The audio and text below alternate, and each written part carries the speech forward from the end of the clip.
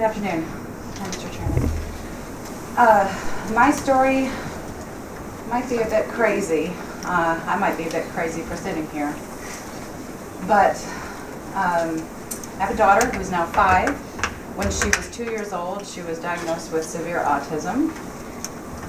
In February 1st of 2014, so 2 years ago, almost to the day, she started severely self-injuring her arm. She would bite her arm. It was always her right arm. She had very crazy attacks. We used to call them rages, demonic rages. And her father, Byron, and I understood why people 60 years ago who probably had autism were institutionalized, because they act like they were demonically possessed. And here's our little 3-year-old screaming, biting, and acting in such a way that completely befuddled us. We had no idea what to do. For about 9 months, we searched out the medical community. We were already seeing a pediatric neurologist. We sought out a psychiatrist, several different types of therapies, and even hospitalized her for 4 days during a very severe time of these rages. And we're left with no answers. I'd like to read you a part of an email that I wrote to my family May 31st of 2014, which was right in the middle of that 9 months. Dear family and friends, I've chosen you to receive this email because I love you and I feel you need to know what's been taking place the past few months. You know me better than anyone and will accept me no matter what. You all know about the quote-unquote episodes Abby has been having as of February 1st this year. She is currently on her 10th drug to try and get her to a point that she and we can at least function. Nothing is working. Nothing. Her neurologist and psychiatrist are stymied. They are out of options. The hospital stated nothing more than cost $20,000, which we do not have, and proved nothing. We left with no answers, no guidance, no resolution. We were devastated. Abby is not getting better. Each day brings more episodes that are more severe than ever. I cannot do anything. If I'm with her, if I am not with her, every minute she is awake, she freaks out. She follows me everywhere. I'm only able to write this email because she woke up at 6 a.m. and I knocked her back out with some trazodone so I could get a shower and write this. Here's the deal. We've not found anyone with any answers as to why this is happening. No one seems to know. Abby is possessed? Quite possibly. Abby has autism? Of course. Abby's just going to have to go through this? I suppose that's what we're left with. You cannot understand or fathom what it's like as a mother to wish your child would just die. To think that if she died, she would be happy and at peace. Maybe you can fathom that, but I hope not, because no parent should ever have that thought cross their mind, ever. Her meltdowns are epic. Demonic growling, tortured screaming like someone is murdering her slowly, and looks of complete desperation as if to say, someone please help me. I can't help this biting myself when I want to die. I just want to kill myself. And she's 3. And all Byron and I can do is restrain her. Literally wrap her up and hold her face so she can't turn and bite one of us, because she would have if she could have. In complete bewilderment and exhaustion for hours at a time. The longest she went was 8 hours straight. So she does not bite herself, us, the dog, or any other object she can get her teeth on, like the granite countertop or the stove handle. It is the most difficult thing to watch your beautiful, precious daughter go through. I cannot stop the tears. Even now, I cry all day long. Have you ever been afraid to hold your child? Ever had fear strike your soul every time they wake up? I cannot send her to school. Even they are afraid of her. She'll miss the spring concert, the end of year parties, and field trips this week. And she was in a special needs school, by the way.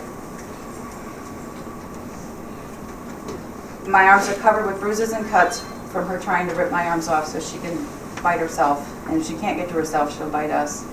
No one should be truly afraid to hold their child. I am. So that was in the middle of our 9 months of what I like to call our hell on earth.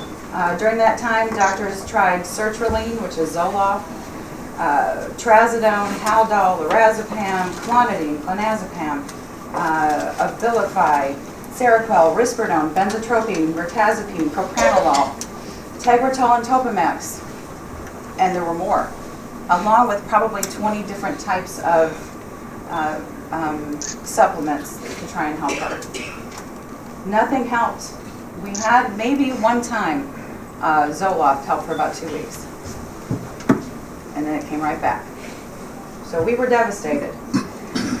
In October of 2014, after 9 months, the straw that broke the camel's back for me was 3 of her teachers walking her out like a battering ram, with the front one she had taekwondo arm guards on to keep from getting bit.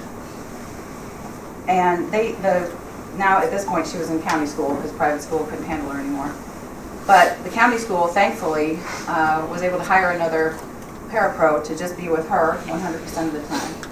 But it was typically 2 or 3 of them with her 100% of the time. That day they had to restrain her for 4 straight hours, and I said, that's it.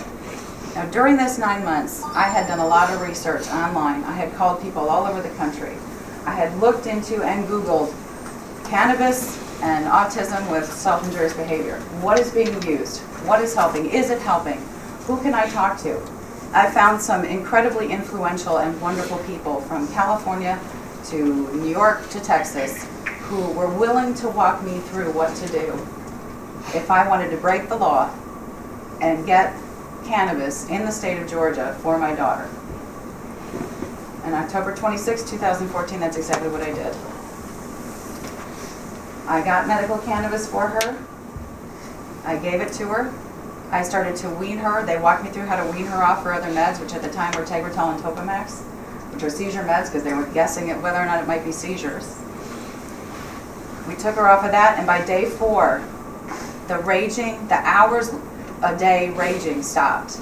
And not only that, she looked me in the eye for longer than about 2 seconds for the first time ever. She started babbling. She still is nonverbal, unfortunately. She's still a 5-year-old daughter with autism. She's nonverbal, she's still in diapers. But doggone it, our lives are so much happier now, I can't even tell you. It's been 1 year and 3 months.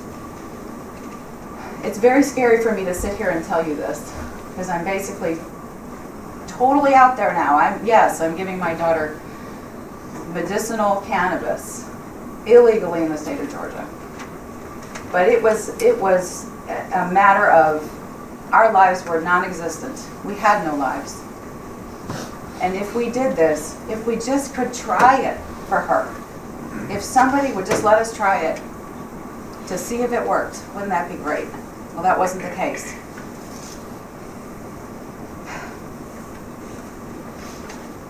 I'll say this, another thing about autism, low THC does nothing for them, nothing. I've tried them all. The most recent that I was able to have tested is 53.9% THCA, 14.53% THC, and she's doing beautifully. She's happy, she's learning things at school, she's progressing, she's not regressing. And we have been able to live our lives, and I can actually take her to the store now. It's a wonderful thing to be able to take your 5-year-old to the store and not worry about a meltdown.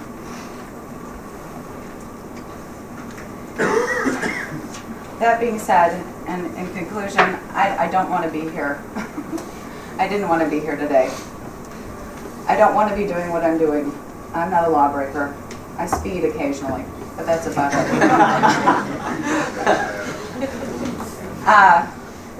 But this isn't, if you'd asked me 2 years ago, before she started her meltdowns, if I'd be giving my daughter cannabis illegally, I'd go, what? I don't smoke that stuff. You know, I didn't know anything about it. But I can tell you this. For my daughter, it works. For our home, we have a home back. We have a safe place back. I'm not scared to hold her anymore, although it took me about 1 year to get over flinching every time she hugged me. But I'm not scared to hold her anymore. And it does work. And there really cannot be a ceiling on THC levels, because no child is the same. Not every child reacts to a 1-to-1 ratio or a 5% THC level, because not every child has that same disorder, and not every child has that same system. And maybe another child with self-injurious behavior would not react well to THCA. It would be something else for them. But we have to be able to find that out here in Georgia. We can't rely on people in Maine who are doing the testing there, or Minnesota. We've got to do it here. It has to happen here. Autism has to be added. These kids need it. There's tens of thousands of families affected by autism just in Georgia. Thank you.